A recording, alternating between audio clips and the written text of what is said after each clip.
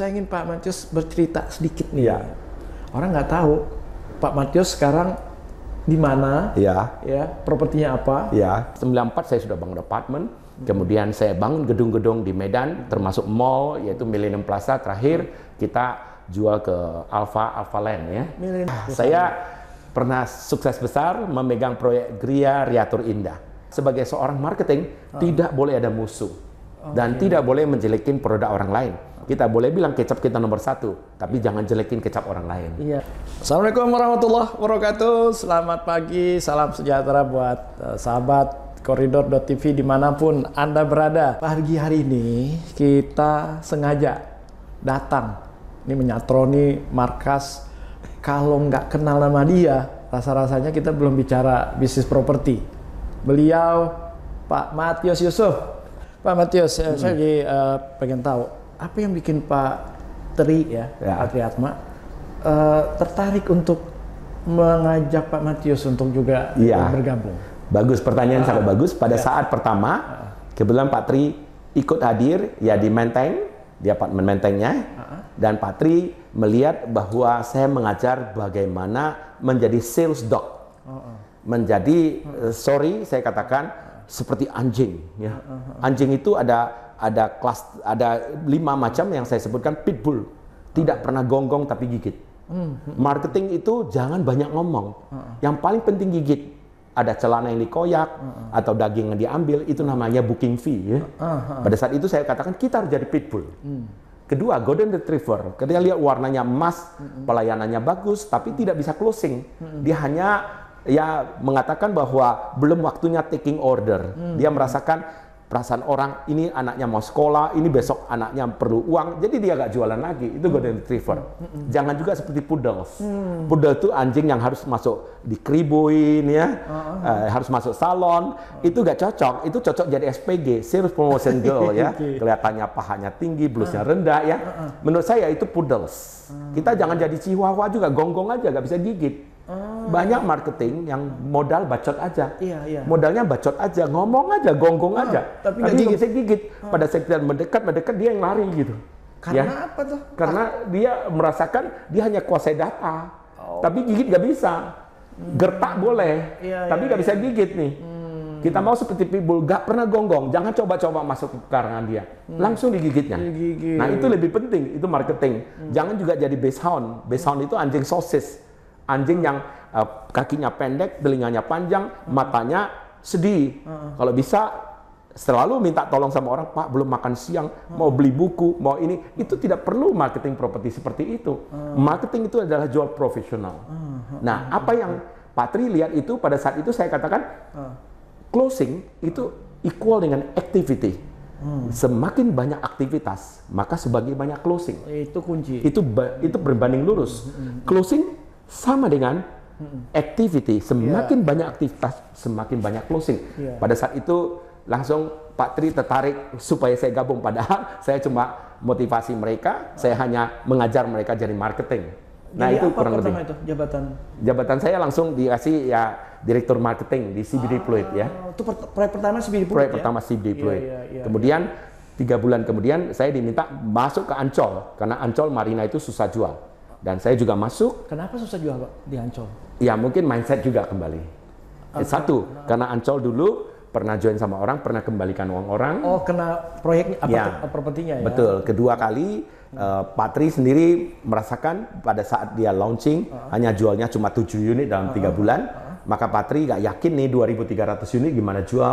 Pak Tri telepon saya, Pak Matius pegang Marina lagi. Saya pegang lagi. Dan begitu susah, yang dari neraka, ada neraka itu ya disebut dengan banjir, rob, macet, kontainer, dan kemudian di situ kita melihat bahwa ada juga kalau saya lelucon selalu ada si manis dari jembatan Ancol, dan dulu Dufan itu juga menengah ke bawah. Akhirnya saya masuk situ, saya angkat semua Dufan sampai Pak Budi Karya sebagai dirut itu, Pak Matius sudah gabung aja di Ancol. Saya bilang Kak, saya orang properti, saya bukan orang yang lain, bidang yang lain. Akhirnya itu Ancol 2.300 unit saya siapkan saya tulis jadi 9 surga. Surga belanja Mangga 2, surga wisata ada ke Pulau-Pulau Seribu. Saya ciptakan surga pendidikan, ada Gendi, ada Indonesia Unggul, ada di situ universitas-universitas. Akhirnya ini menjadi tertarik orang seluruh Indonesia beli sama saya. 2.300 unit habis terjual. Oke.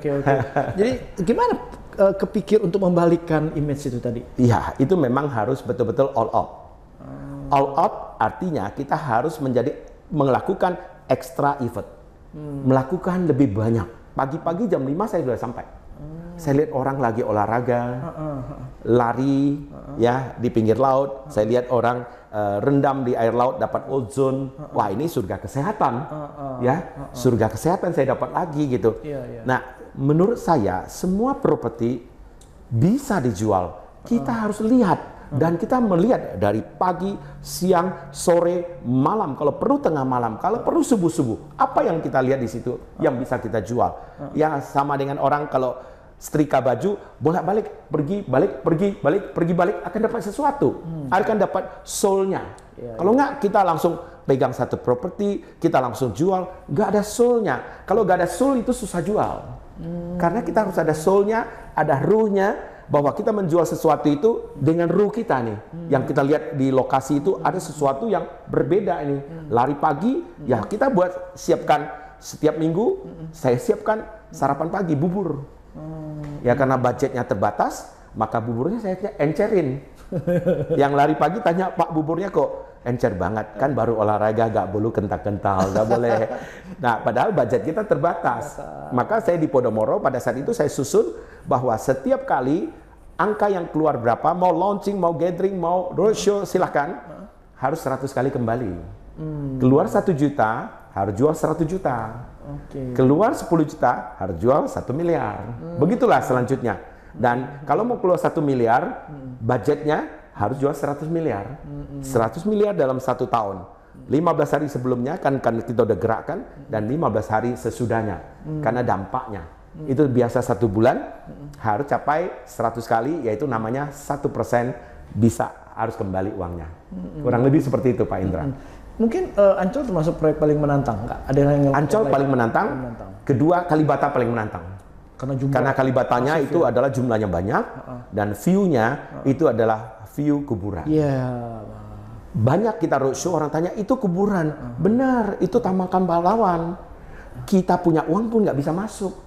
Tapi kalau kita tinggal di Kalibata City, maka setiap hari kita bisa lihat kuburan itu, maka anak cucu kita termotivasi jadi orang hebat. Itu yang masuk itu orang hebat semua. Jadi itu baliknya ya?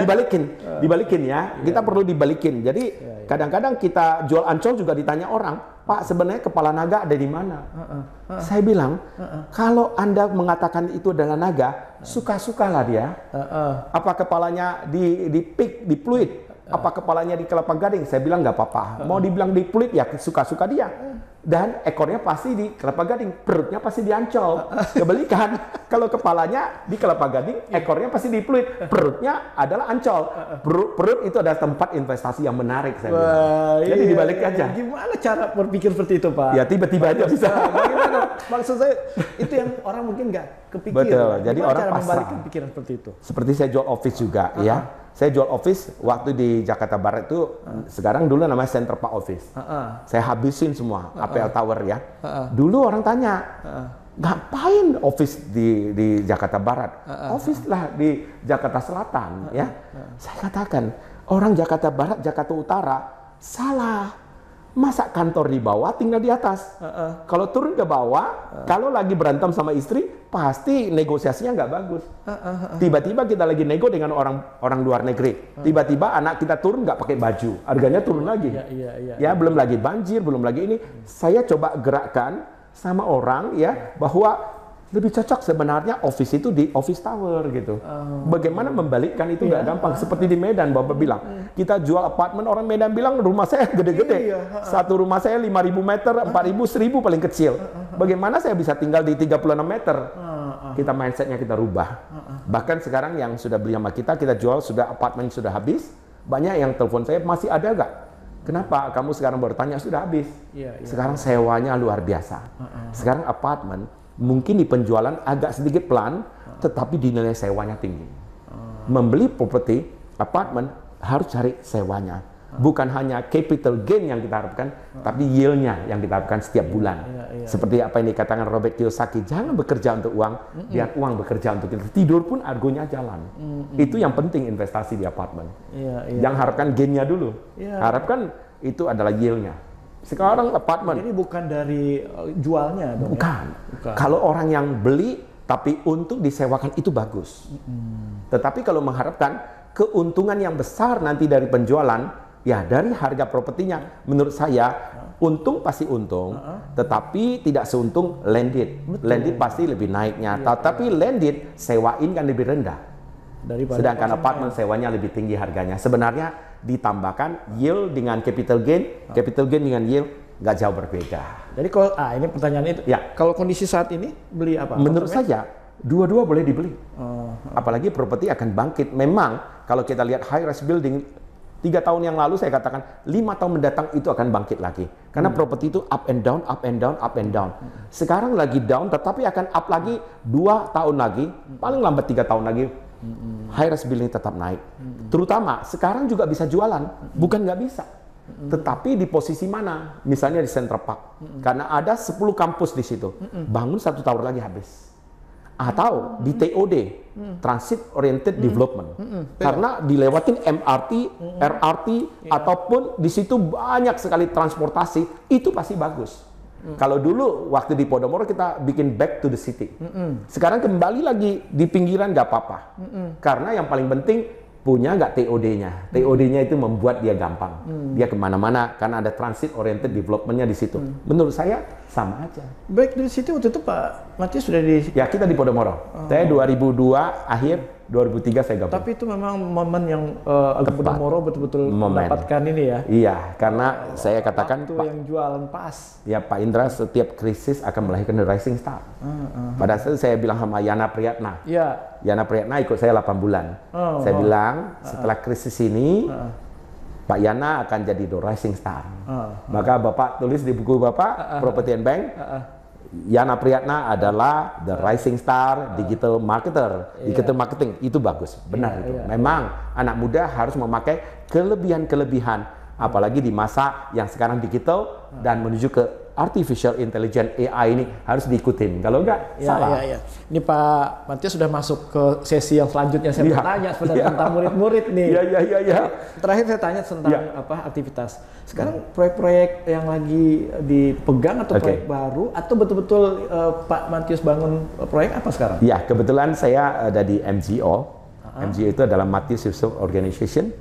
MGO. Dan saya banyak membimbing orang dan kemudian di proyek-proyek orang yang gabung dengan saya pasti ikut di dalamnya. Saya pasti ikut di dalam menjadi shareholder ya. Jadi sekarang apa yang saya lagi gerakkan banyak properti ya. Contohnya Trinity kita juga dukung ya. Kemudian Trans kita dukung. Kemudian yang terbaru Anwa kita dukung ya. Kita juga di dalam. Jadi kita mau anak-anak muda yang generasi kedua ini atau generasi ketiga ini juga sukses. Karena saya lihat mereka cukup potensi. Mereka rata-rata tamatan dari luar. Tetapi adaptasi itu gak mudah. Adaptation itu penting. Dan mereka itu perlu 3A. Adaptation yang pertama. Kedua adoption. Mereka perlu tiru orang lain yang sukses, belajar sama orang yang pergi dan pernah kembali. Ketiga, dia adjust dirinya. Kalau dia tidak memiliki 3A ini, agak lambat dia berhasil. Akhirnya dia uji coba nih, try and error. Ini anak muda kalau sudah error ataupun gagal, dia susah bangkit. Karena anak muda sekarang kurang wisdom. Jadi banyak akses, kekurangannya adalah di wisdom. Yaitu perlu hikmatnya. Karena mereka perlu belajar hikmat itu. Nah, anak muda sekarang kan pengennya instan, pengen itu lebih cepat. Itulah yang membuat anak muda banyak yang gagal. Karena mereka asal invest, sembarang invest, sehingga kalau gagal, akhirnya mereka gagal total. Mereka nggak bisa bangkit lagi. Nggak seperti orang dulu. Zaman kita Pak Indra, ya Pak, waktu saya gabung sama Bang Motaryadi, Bang Motaryadi ini pernah ngomong sama saya, jangan jadi anak kecil, lari jatuh bangkit lari lagi. Jadilah orang muda, lari jatuh analisa kenapa kita jatuh, baru lari lagi. Jangan juga seperti orang tua, lari jatuh gak bangkit lagi. Itu kita camkan sampai hari ini ya. Motaryadi memang bos saya di Lipo dulu memang hebat banget ya. Dia punya vision yang tepat sekali. Memang anak muda harus belajar dengan yang senior. Anak muda pinter-pinter. Percayalah, saya tiap hari ketemu anak muda, saya mengajar anak muda. Anak muda itu semua tahu, semua pinter. Cuma pengalamannya. Mereka perlu wisdom. Itu yang paling penting, Pak Indra. Jadi tadi organisasi tadi itu mengumpulkan anak-anak muda, mengembangkan proyek properti. Pak Matius ikut bantu dan ikut di dalamnya. Dalam bentuk apa aja? Bisa jadi partnership, manajemen, dan biasanya saya kepingin manajemennya semua kita yang handle. Termasuk modal? Termasuk modal. Modal mungkin kita dari pelan-pelan lah bayarnya. Arti dari awal proyek nih? Ya, ada yang sudah di tengah-tengah proyek. Jadi tengah proyek itu kita hitung sampai pada saat hari itu kita hitung. Supaya kita juga punya ownership-nya, sense of ownership. Jangan hanya sense of belonging. Belonging kan hanya rasa memiliki. Ownership kan kita punya. Kita punya kan bahkan kita kerjanya pasti lebih maksimal. Saya lihat sih konsep agak beda ini ya. Agak beda. Biasanya kan orang cuman konsultan aja. Ya, lepas. Apa kepikiran seperti itu, Pak? Karena kepikiran seperti itu kita mau juga langgeng lama. Kalau kita hanya sebagai konsultan kan hadir di depan aja. Setelah itu ya salam Miss Indonesia gitu aja kan. Bye. Namanya produk thank you. Proyek thank you. Tidak merasa memiliki di situ. Ya, kita nggak merasa memiliki juga. Dan yang owner juga merasakan dia udah bisa, dia jalani sendiri. Nggak perlu kita nih. Kita dari awal ngomong pahit-pahit, kita juga ikut di dalamnya. Walaupun share-nya kecil. Tidak perlu besar. Share-nya kecil, tapi kita rasa ownership-nya timbul. Kalau dengan ada ownership, maka kita ngomong juga lebih didengar. Jadi konsultannya bukan hanya di depan, konsultannya sepanjang proyek itu sampai selesai. Karena dari dulu apa yang saya lakukan itu nggak boleh nggak selesai. Saya keluar dari Podomoro juga proyeknya selesai semua. Nggak boleh nggak selesai. Kita jangan jadi bahan pembicaraan orang di belakang. Itu penting, Pak. Karena properti kan orangnya tahu itu aja putar-putar itu aja. Kalau kita punya bad ya. Atau kita sebenarnya pas performance yang nggak baik, kedepannya pasti orang nilai kita. Tanggung jawabnya berat, sama dengan banker. Jadi banker dengan developer dengan orang properti itu sama. Jadi property and bank dong. Property and bank. Bapak punya property and bank itu benar dua-dua itu memang berbicara tentang kredibilitas, tentang karakter, tentang trust. Yang dijual itu adalah trust, faith itu yang dijual, jasa sebenarnya. Properti juga jasa. Jadi sekarang udah berapa banyak proyek yang di bawah MGO tadi? Ya, di bawah MGO itu kita ada proyek di Bali, yaitu Canggu Hills, 15 hektar. Kemudian kita punya proyek ada di Anwa, dengan Anwa baru, Kemudian kita ada proyek di beberapa tempat, 3-4 proyek lah. Tapi 3-4 proyek kita fokus lah, fokus bagi tugas lah. Kita punya tim lah yang kuat. Nah itu memilih yang bisa dipegang oleh MGO itu seperti apa? Saya analisa dulu. Pertama, saya analisa juga developernya siapa. Man behind the gun-nya saya harus tahu dulu. Kalau itu nggak tahu, nanti malah jadi bermasalah. Kedua, yang saya pilih itu location juga. Lokasi yang dibeli itu tepat nggak gitu. Ya, apakah punya masa depan? Kalau kita punya sendiri, apa boleh buat, ya kan? Kita harus lakukan dengan maksimal. Tapi kalau kita mau join sama orang kan kita boleh pilih. Kita harus ada choice-nya.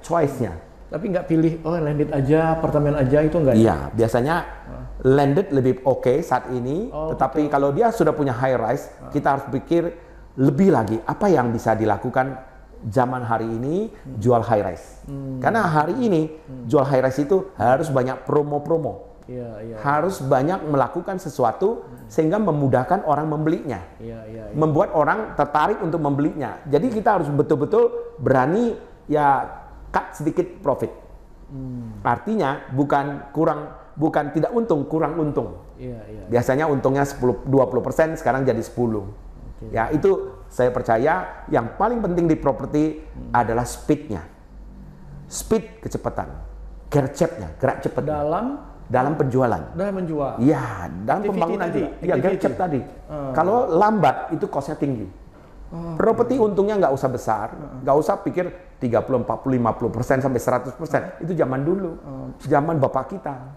Zaman kita nggak bisa 10, 20, 30 cukup. Tapi tetap cepat. Tepat kecepatan. Kalau dengan kecepatan lebih cepat lagi, kita untung 10, sebenarnya nggak 10, lebih dari 10. Karena uang orang yang membangun, kita tidak perlu pakai bunga bank lagi. Ya, sumber daripada developer itu kan satu, equity-nya. Kedua, dari penjualan. Ketiga, dari bank loan. Kalau bisa, hindarin bank loan. Karena bank loan itu adalah minuman yang kalau nggak haus, jangan diminum karena air garam. Ya, air garam, asin. Kalau bisa, dari penjualan. Dari penjualan bagaimana supaya cepat kita memberikan customer itu untung. Kalau bisa, setiap penjualan juga naik harga, sliding pricing, supaya membuat orang cepat mengambil keputusan. Saya biasanya 10% saya jual, saya naik harga. 20% saya naik harga. Saya sliding terus. Sampai yang terakhir dengan awal bisa selisih 2 kali lipat. Nah, itu yang merangsang orang membelinya. Dan kita di awal jual harga HPP juga nggak apa-apa. Harga pokok penjualan sikat. Yang paling penting yang dinamakan dengan visibility study adalah di X-strip-nya sigma fx per sigma f. Itu yang perlu dapat yang disebut dengan visibility study. Cukup dari awal, nanti yang di belakang tutup yang di depan. Saya rasa sama. Jadi aja. jual BEP pun nggak apa-apa di awal? Nggak apa-apa. Dan BEP itu kan harga tanah sudah kita ambil untungnya. Oh iya. BEP di bangunan aja. Oke. Ya, kurang lebih pasti lebih cepat jualannya. Iya. Comparative market analysis bisa lebih murah dari yang lain. Iya. Ini kondisi properti sekarang. Sekarang, ya. Terus ke depan permintaan baru, ya. Pak Matius. Tadi saya lihat udah ada gambaran nih untuk developer apa yang harus dilakukan. Betul. Kalau untuk masyarakat konsumen, apa yang harus dilakukan? Ya, masyarakat itu yang paling penting kemudahan. Mereka kita kerjasama dengan perbankan, misalnya mulai dari MOU walaupun propertinya belum selesai. Nah sekarang mereka beli atau enggak? Katanya udah overprice. Betul. Pertanyaannya bagus sekali. Kalau overprice, yang mereka dikasih cicil panjang, nggak ada masalah.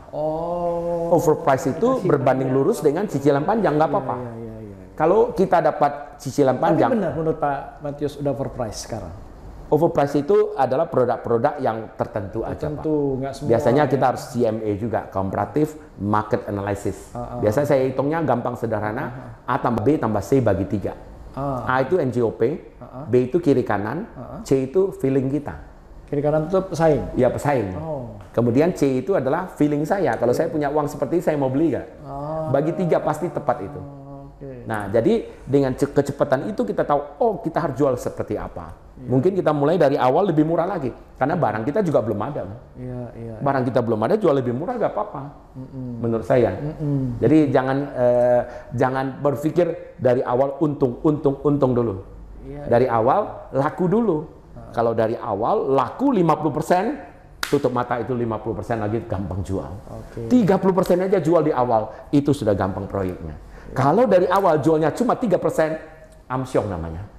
Itu proyek sudah akan mandek di belakang. Itu biasanya ada kunci. Pak Matius ini menarik ya. Saya kaitkan sedikit ke IKN sekarang. Ya.